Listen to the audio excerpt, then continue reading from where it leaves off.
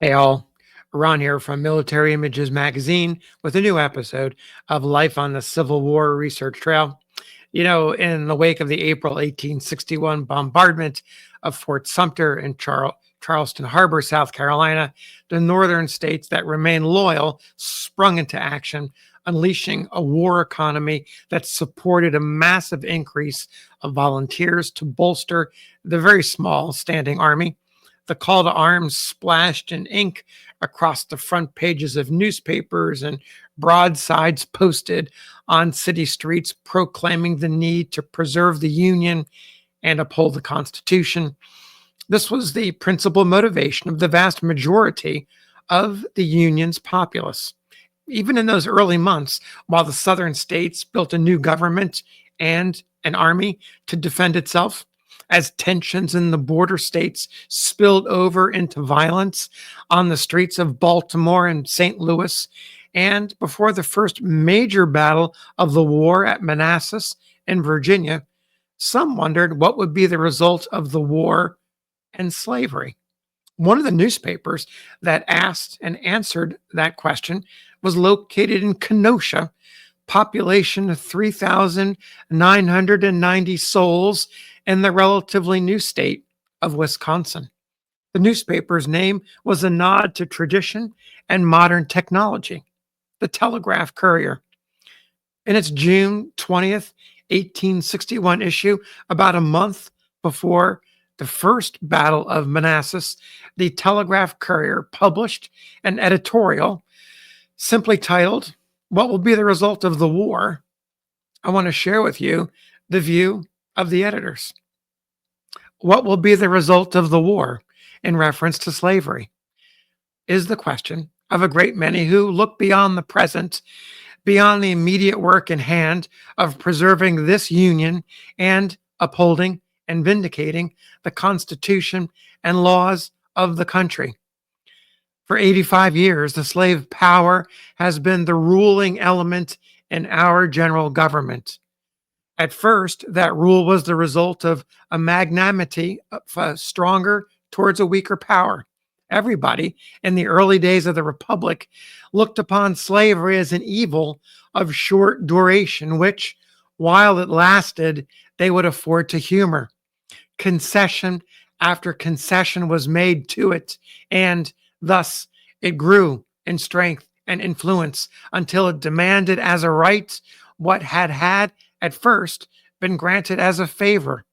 The evil that had been tolerated became finally the power of the government. The present Civil War is the direct result of the growth and expansion of that, at first, barely tolerated evil. Those who studied the nature of slavery long ago predicted this result. The rule that the slaveholder exercises over his slaves comes to be a second nature, that even in its intercourse with equals tries for the same supremacy. Slavery, or the slave power, thus grown strong and confident of its power, has struck for absolute rule in the government. Nothing short of this absolute and unbroken rule will satisfy it. In the days of its weakness, it was willing in compromise to divide as long as it could be assured of the lion's share. Confident of its power, it was no longer content with compromises. It would have none of them. And while the pliant and magnanimous North was racking its brain in the invention of liberal compromises to appropriate the slaveholders, they were using the whole power of the government for its own destruction.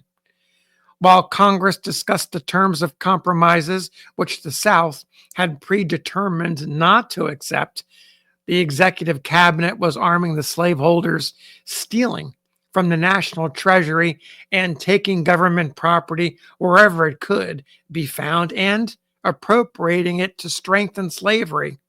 It was playing a desperate game to rule or ruin. An imbecile or traitorous president quietly looked on and saw the government despoiled and demoralized without an effort to stay the destruction. Thus, slavery commenced the war, not for any of its rights under the Constitution assailed or curtailed, not for any power of which it had been despoiled, for it had the whole power of the government under the Constitution, but for absolute and supreme rule, despite the Constitution, despite the laws of the country, and despite the voice of the people expressed through the ballot box. Thus, and for such an object, the slave power commenced the present war. It is a war between the two great principles of slavery and freedom, and the result must be the complete triumph of one or the other. Slavery has changed the irrepressible conflict between those principles from a conflict of words to a conflict of blows.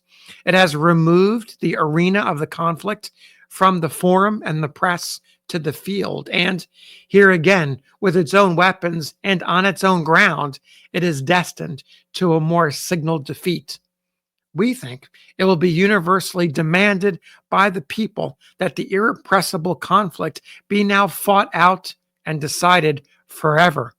It will not do to leave the conflict so that it will have to be fought over again. Freedom or slavery must hereafter be the predominating or ruling power for all time to come.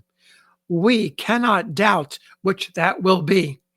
20 millions of people devoted to the cause of freedom will sooner or later triumph over the 500,000 of slaveholders who are leading on this fight. And this triumph must be no barren triumph of arms or of physical force. It must be the final triumph of the principle of freedom over that of slavery. We do not look for the extinction or the abolition of slavery in states where it exists by this war, but we believe that its power will pass from its scepter. When the rebellion is crushed out and the people of the South return to their allegiance to the Union, they will come back as freemen and equals. The slave power will no longer dictate the policy of the government. It will be denationalized, and henceforth it will occupy the position it always should have held, simply a local institution, an evil that is to be abolished as soon as it can be. It will no longer be the absorbent of all the places of honor and profit, either in the state or national governments. The non-slaveholding whites of the South will assume the reins of power, and exclusive legislation for the slave interest will be no longer the rule. Slavery, bereft of its power, will lose its greatest attraction, and the slaveholders themselves will become the real abolitionists of the restored Union. Such we believe to be the only basis upon which slavery can ever again enter the Union.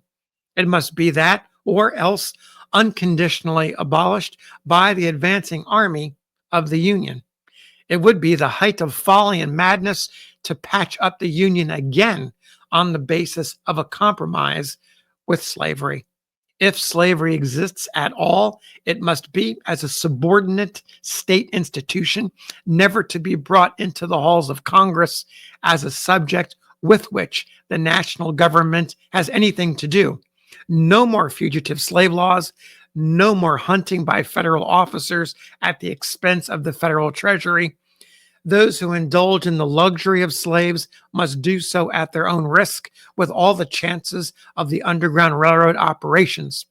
There will be neither wrong nor oppression in this. The slaveholding states entered into the revolution of their own free choice. They took the chances. If the game is decided against them, they must take such terms as the victors may justly dictate, and no disinterested umpire would say that such a use of our victory would be unjust.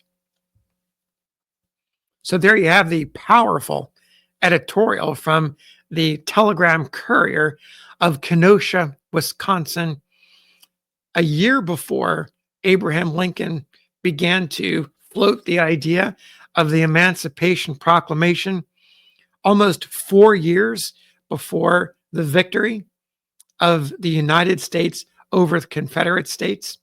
As partially remembered in this illustration, which comes from the collections of the Library of Congress. It shows an ordinance abolishing slavery in the state of Missouri. So there you have it, the view from Kenosha in June 1861. Thanks for listening. We'll see you on the next episode of Life on the Civil War Research Trail.